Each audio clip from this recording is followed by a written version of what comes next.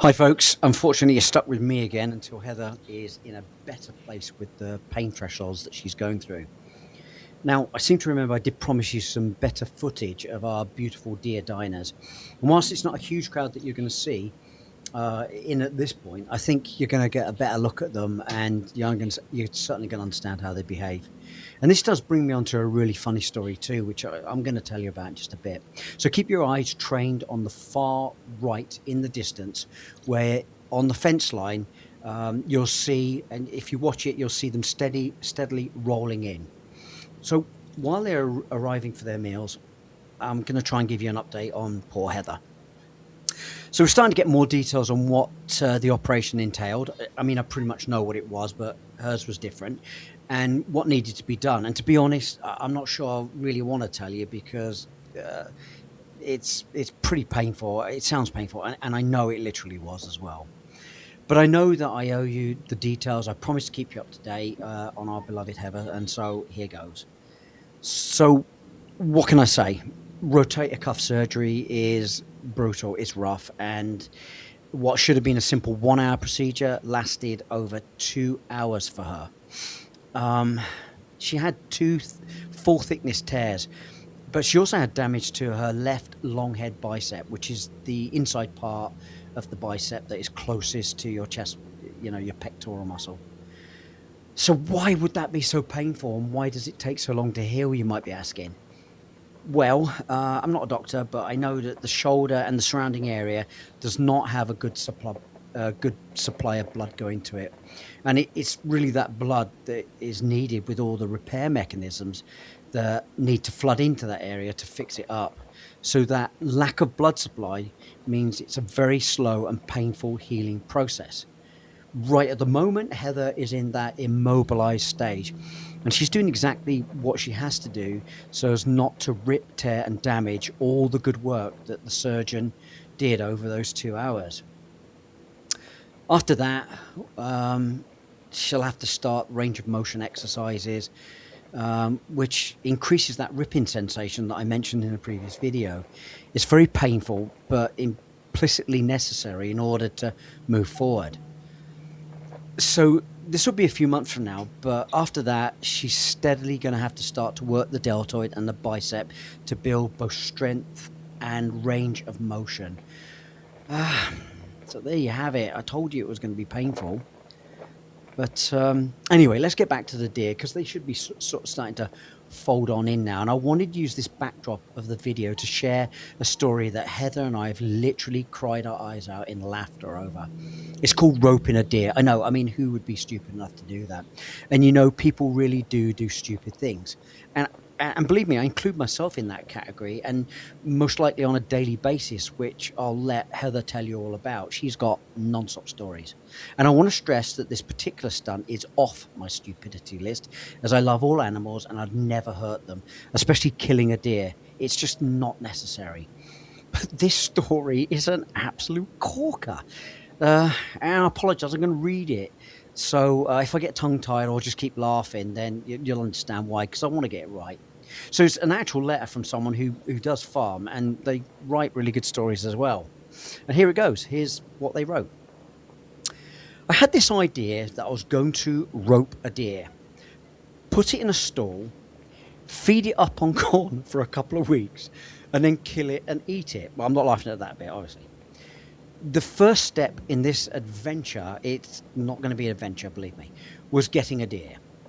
I figured that since they congregate at the back of my cattle feeder and do not seem to have much fear of me, that when they're there, I mean, to be honest, like a bold one still comes up right up to me and sniffs at the bags of feed while I'm at the back of the truck, not 4 feet away. So I figured it should not be too difficult to rope one, get up to it and toss a bag over its head, obviously to calm it down, then hog tie it and transport it home. Can you believe it? That's what this guy thought. I filled the cattle feeder, then hid down at the end of my truck with my rope. The cattle, having already seen this roping stunt before, were not having any of it. They stayed well back. They were well out of the way. Now, after about 20 minutes, my deer showed up. like you can see in the video. 3 of them, in fact, in this case. I picked out a likely looking one and stepped out from the end of the feeder and threw my rope. The deer just stood there and stared at me. They do that. I wrapped the rope around my waist gingerly and twisted the end carefully so that I'd have a good hold. That was probably his first mistake. The deer still stood there and stared at me, but you could tell it was mildly concerned about the whole roping situation, even though it just eyeballed me. I took a step towards it. It took a step away. That should have been the big giveaway. I put a little tension on the rope and then received my first education of the day. The first thing I learned is that while a deer may just stand there looking at you with those beautiful eyes and look at you in that funny way while you've just roped it, they're spurred into action when you start pulling on the rope. Suffice it to say that that deer literally exploded into power. The second thing I learned is that pound for pound, a deer is a lot stronger than a cow or a colt. A cow or a colt in that weight range, I could fight down with a rope and maybe some dignity. A deer, I literally had no chance, as you're about to understand from the rest of my story. That thing ran and bucked and twisted and pulled. There was no controlling it, and certainly no getting close to it. As it jerked me off my feet and started dragging me across the craggy ground of my field, it occurred to me that having a deer on the end of a rope was not as nearly as good an idea as I had originally imagined. The only upside is that they don't have as much stamina as many other animals.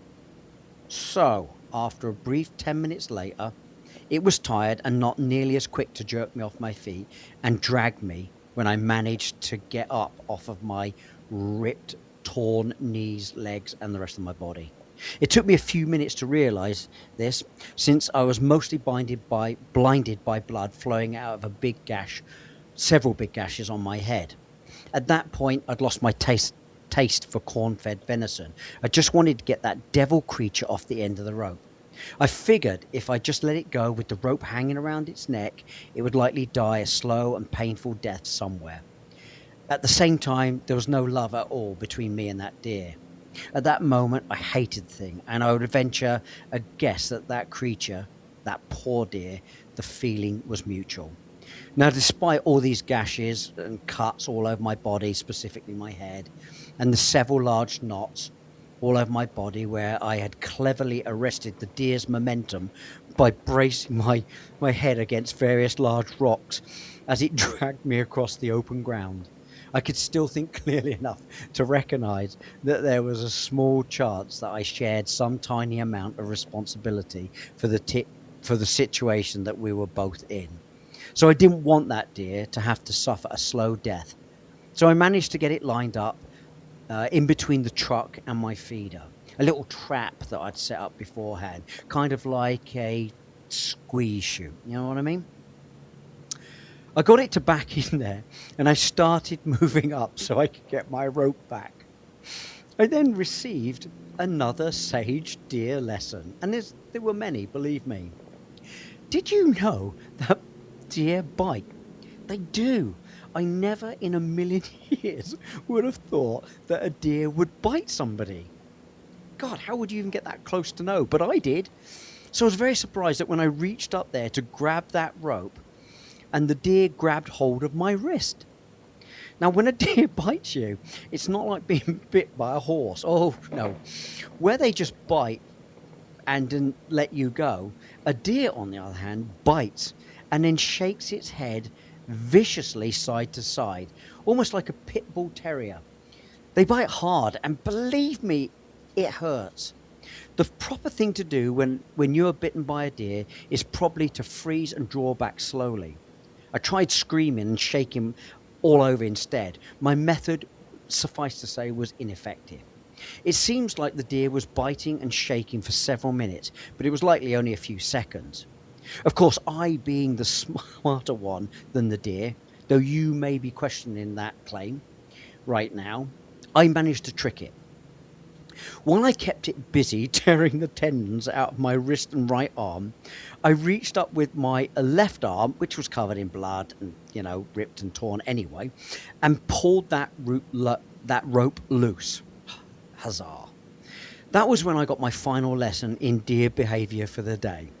Did you know that a pissed off deer will strike at you with its front feet? Oh, yes, those hoofy weapons that they have, that's the ones. They rear right up on their back feet and strike you right about the head and shoulder level, and their hooves are surprisingly sharp. I learned a long time ago that when an animal, like a horse, strikes at you with their hoofy hoofs and you can't get away easily, the best thing to do is make a loud noise and make an aggressive move or movement towards that animal. I'm told this will usually cause them to back down a bit so that you can plot your cunning escape. Fun factoid. This was not a horse. This was a deer, a clever one, as I already explained. So obviously such trickery would not work. In the course of a millisecond, I devised a different strategy, despite the blood coursing over my eyes and face. I screamed like a 6-year-old girl and tried to turn and run. The reason I'd always been told not to try to turn and run from a horse that paws at you is that there's a good chance that it'll hit you in the back of the head. Now, deer may not be so different from a horse in this concept. After all, besides being twice as strong and 3 times as evil and very clever, because the second I turned to run, it hit me right in the back of the head and knocked me down. Now, you might not know this, but I certainly do now, that when a deer paws at you and knocks you down, it does not immediately leave. Oh no, it's not job done. Oh no, no, no, no, no, no, no, no. I suspect it does not recognize that the danger has passed. What they do instead is they continue to paw at your back and head with those pointy, hoofy, sharpy things and jump up and down on you while you are laying there crying like a little girl, covered, soaked in your own blood, drenched head to foot. Now I finally managed to crawl away as it dug away at me with its hooves under the truck, and then eventually that deer went away. So now I know why people go deer hunting and they bring a rifle with a scope to try and even up the odds. So that is my story for today, and I hope you enjoy our little view of our deer coming in and watching them do exactly the same thing, fighting each other. Thanks, folks.